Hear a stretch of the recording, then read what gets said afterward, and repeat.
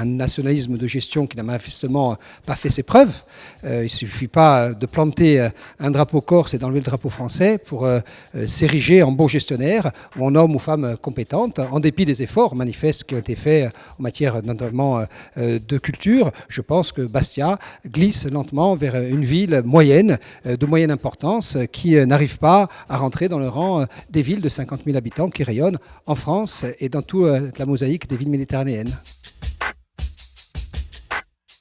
Il faut répondre à l'appel des centaines de milliers de Bastiais qui sentent vivre un déclassement économique, un déclassement social, un déclassement en matière commerciale, un déclassement politique et administratif. Je crois que c'est un déclassement multiforme auquel il est urgent de répondre afin de rendre aux Bastiais ce qui leur manque, c'est-à-dire la fierté d'être Bastiais.